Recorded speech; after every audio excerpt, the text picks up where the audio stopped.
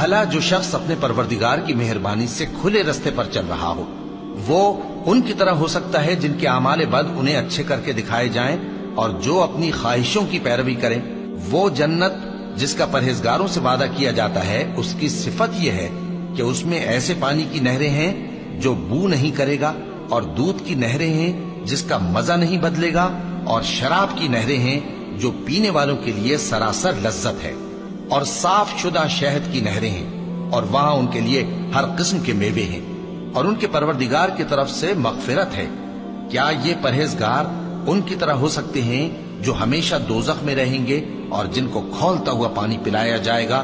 جو ان کی آنتوں کو ٹکڑے ٹکڑے کر ڈالے گا؟ اور ان میں بعض ایسے بھی ہیں جو تمہاری طرف کان لگائے رہتے ہیں،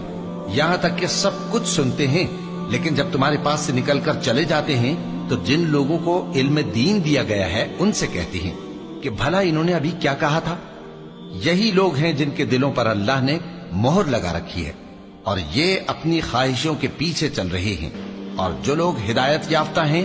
ان کو وہ مزید ہدایت بخشتا ہے اور ان کو پرہیزگاری عنایت کرتا ہے۔